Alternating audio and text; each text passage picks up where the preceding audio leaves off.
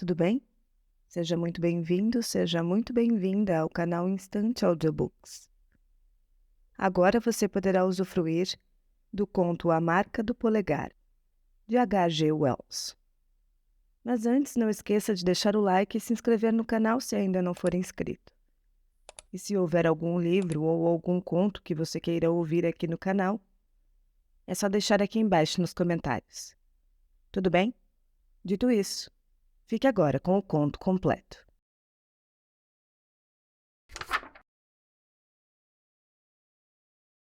Éramos 3 estudantes e tínhamos chegado cedo. Estávamos de pé junto à janela do laboratório, olhando as ruínas da casa do outro lado da rua.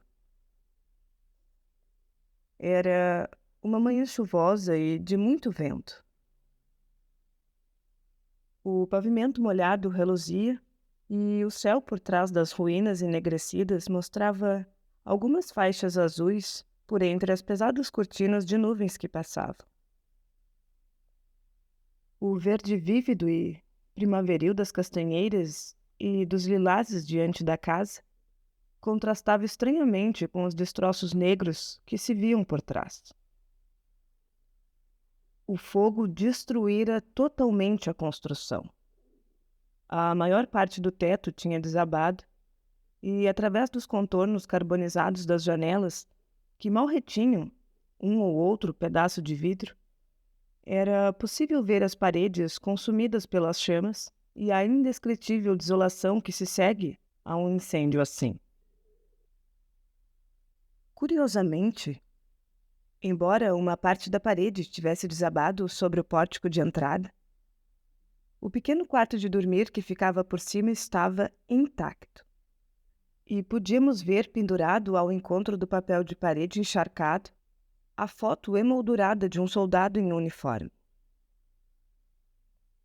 O aluno recém-chegado, um homem pálido de cabelos negros, acho que seu nome era Chabot, estava mais absorvido que os outros na contemplação das ruínas. "Ninguém se feriu?" perguntou ele. "Ninguém, infelizmente", disse Wilderspin. Ele soltou um grunhido. Nesse momento, Port entrou aos gritos. "Pessoal, já ouviram isto? O grande atentado anarquista? Londres em pânico? Por que não estão tremendo de pavor? É por causa deste abominável sistema de avaliação. Nenhum de vocês teve tempo de ler o jornal hoje de manhã." Todos nós viramos para ele.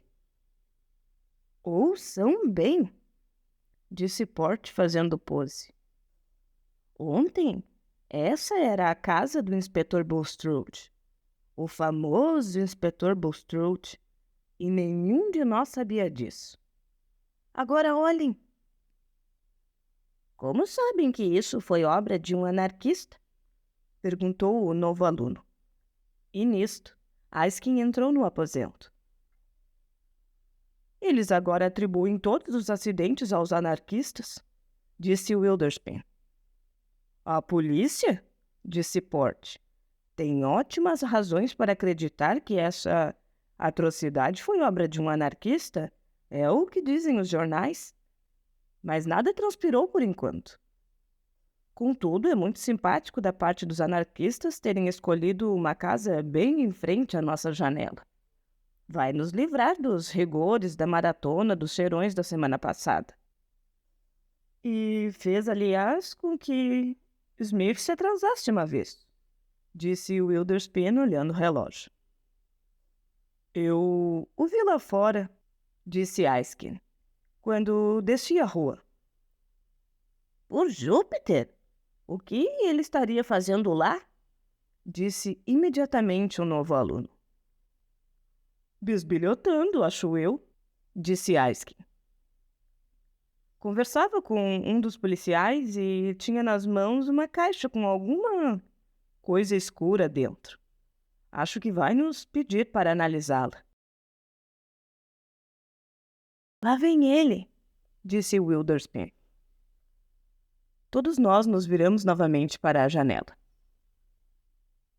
O senhor Somerset Smith, nosso estimado professor de química, aparecera numa porta lateral e agora rodeava a casa pelo lado do portão de entrada. Carregava uma caixa com a marca Sabão Hudson e dentro dela um amontoado de destroços enegrecidos, incluindo, entre outras curiosidades, um frasco de vidro partido. Seu curioso rosto largo estava contorcido numa expressão inescrutável. Veio andando mergulhado em seus pensamentos e ficou momentaneamente oculto de nós ao subir os degraus que conduziam ao nosso pórtico da frente. Ouvimos-lo subir até a sala onde fazia os preparativos dos seus materiais, ao lado do laboratório, onde entrou e bateu à porta. Os outros 4 ou 5 alunos que completavam aquela turma foram chegando de um em um. Logo estávamos todos mergulhados numa calorosa discussão sobre as atrocidades dos anarquistas. Mason ouvira de alguém que tinha sido justamente Smith a descobrir que o fogo na casa da frente tinha sido obra de um incendiário e que encontrara os restos queimados de uma placa incendiária. Eis quem fez uma piada óbvia a respeito. O novo aluno fez uma série de perguntas rápidas com nervosismo. A excitação parecia estar despertando os seus dotes para o diálogo, porque até então ele chamara a atenção por manter uma reserva que muitos entre nós consideravam puro mau humor. Nosso vozerio se interrompeu quando Smith entrou.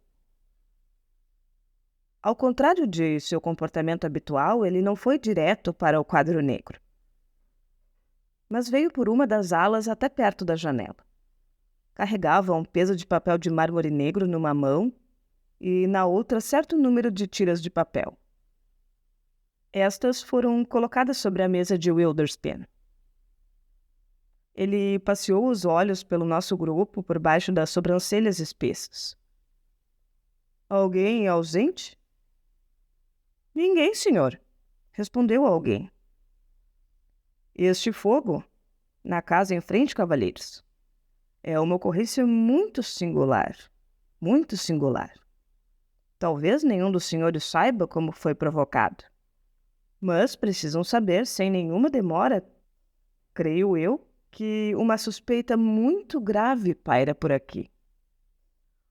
Uma suspeita, para ser preciso, de que o incendiário, porque nada disto foi um acidente, mas um incendiário criminoso obteve daqui os materiais que usou.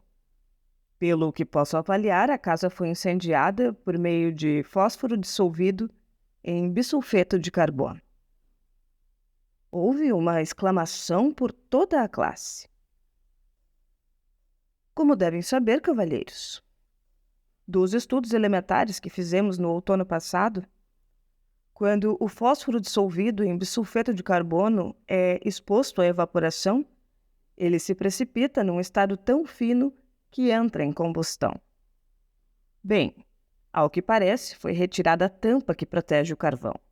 Foi jogada uma grande quantidade de papel entre a lenha e o carvão miúdo que havia no piso do porão, e depois uma quantidade robusta desta solução, a qual, cavalheiros, deve ter sido preparada aqui, neste edifício, e foi derramada sobre tudo. A evaporação começou de imediato, o fósforo acabou pegando fogo e inflamou o papel, e dentro de meia hora um belo incêndio estava subindo as escadas rumo ao andar de cima para acordar um inspetor e sua família. Como sou capaz de afirmar isto? Em parte devido ao acaso, e em parte pelas minhas pesquisas. O que houve de acaso foi isto. Ontem, às 10 horas da noite, tive a ocasião de vir à minha sala de preparativos e senti ali o cheiro bem característico do vapor de bisulfeto de carbono. Acompanhei esse odor até o depósito logo adiante e quando entrei vi imediatamente que alguém tinha remexido no material. Um frasco de mucilagem de amido tinha sido derrubado e o líquido escorria pela mesa, gotejando sobre o chão. Outras garrafas tinham sido retiradas, mas não substituídas. Examinei tudo em volta para ver se encontrava outro furto e, a princípio, não percebi a ausência de nada, a não ser do bisulfeto de carbono. Mas depois percebi que o vidro de fósforo estava vazio. A inferência possível era que ou um estudante estava brincando de químico em casa às minhas custas, ou que algum atentado com fogo estava se preparando. Em qualquer um destes casos, eu estava ansioso para descobrir o culpado e achei que não teria uma ocasião melhor do que aquela, quando o aposento estava exatamente da maneira como ele o deixara. Vocês sabem como nós, cientistas, temos um afeto especial por provas. Ele olhou atentamente o nosso grupo. Eu fiz o mesmo. A não ser que fosse um fisionomista muito superior a mim, nada havia ali que pudesse ser detectado. Todos o olhavam com interesse. E todos mais ou menos desconcertados diante daquela acusação. Erskine, por exemplo, estava ruborizado. O Wilderspin tinha um tique nervoso no canto da boca que estava se contraindo fortemente. E os lábios do aluno mais novo estavam lívidos. Agora tenho a satisfação de dizer que, quando deixei o laboratório, eu tinha um palpite, que logo depois se transformou numa prova conclusiva sobre quem tinha levado o meu bisulfeto de carbono. Uma prova tão sólida quanto uma prova tem que ser. Uma pausa dramática. De minha parte, eu estava um pouco assustado. Será que o Sr. Smith não estaria chegando a alguma conclusão precipitada? Isso poderia ser inconveniente para alguns de nós. O cavalheiro, inadvertidamente, deixou uma assinatura em seu furto. Deixou uma prova manual de suas ações. Literalmente, a sua assinatura manual, meus senhores. Ele nos deu um sorriso esquisito. Esperamos que apontasse o dedo para alguém. Olhou por um momento as tiras de papel na mesa ao seu lado e hesitou. A esta altura, claro, todos nós estávamos interessadíssimos. O senhor não quer dizer, disse o novo aluno. Não quer dizer que o homem que roubou o bisulfeto de carbono foi tão distraído, tão idiotamente distraído, que escreveu o nome? O professor, ainda sorridente, abanou a cabeça negativamente. Não foi bem assim, disse. Era visível que ele queria prolongar nossa agonia. Quando o fogo teve início no outro lado da rua, continuou ele normalmente. Suspeitei que as duas coisas estivessem relacionadas. Hoje de manhã, bem cedinho, antes mesmo de o sol nascer, fui até lá. Reconstruí o trajeto do fogo com a ajuda dos bombeiros até lá embaixo no porão. Ele tinha sido aceso, como imaginei, através da grade protetora do carvão. Procurei meu frasco de bisulfeto de carbono entre as brasas e as cinzas do porão, assim que ele esfriou o bastante para permitir nossa busca, mas não encontrei. Minha suspeita quanto à nossa ligação com o incêndio arrefeceu um pouco, mas me mantive fiel a ela. O porão estava extremamente quente e, por isso, meu exame foi muito superficial, de modo que decidi repetir a busca numa hora mais avançada. Para passar o tempo, depois do café da manhã e de um banho, fui até o jardim da casa e comecei minha caçada. A primeira coisa que achei foi uma tampa de garrafa, que me era familiar, e isto me animou. Depois, numa moita de liláceos, encontrei a garrafa quebrada, suponho, pela bota de um bombeiro. O rótulo, como os senhores devem se lembrar do nosso depósito de material, é um rótulo largo de papel que quase dá a volta no frasco. Ele se deteve e nos deu um sorriso benevolente. Naquele rótulo estavam visíveis as palavras bisulfeto de carbono e também ao lado, escritas a lápis por algum cavalheiro, fedor terrível. Ora, mas fui eu quem escrevi isso, 3 dias atrás, disse Aiskin agressivamente. Imagino que o tenha feito. Eu disse que isto era o que havia visível no rótulo. Mas hão de lembrar, cavalheiros, que nosso amigo havia derrubado um frasco de mucilagem de amido. Bem, permitam que lhes recorde as propriedades da mucilagem de amido. Ela é tão descolorida quanto é possível ser, mas combinada com o iodo, fornece um belo colorido azul-púrpura. É um teste para acusar a presença do iodo, mesmo que esse esteja na quantidade mais insignificante. O azul aparece com 1 parte de iodo para 450 mil partes de água, de acordo com Thorpe, disse Wilderspen. Muito bem. Estou vendo que está pronto para a prova. Agora, antes de deixar o laboratório, eu tinha notado que nosso amigo tinha molhado os dedos naquela substância, porque, sobre a maçaneta da porta, distinguiu o que me pareceu ser marcas de dedos, e ao testá-las com iodo, fiquei alegre ao ver que estava correto. Eram, porém, ainda muito borradas para o meu propósito. Mas achei que se eu localizasse o frasco, certamente haveria alguma marca dos dedos do nosso amigo sobre o rótulo, pois, do modo como ele certamente segurou, não havia como não deixar essas marcas. E, seguindo o mesmo raciocínio, apliquei àquele rótulo uma solução de iodo, muito leve. E agora, senhores, estou satisfeito em poder dizer que tenho 3 marcas azuis de dedos e uma bela impressão de um polegar. Ele fez uma pausa para apreciar nosso espanto. Devem ter ouvido falar no professor Galton? Disse o professor, falando mais rápido e recolhendo as tiras de papel. Ele fez um estudo especial das linhas que há no polegar humano e propôs um método à identificação de criminosos. Recolheu milhares de impressões de polegares humanos molhados com tinta no laboratório antropométrico de South Kensington. E não há 2 seres humanos com impressões idênticas. Publicou um livro com esse material e é um livro muito bom.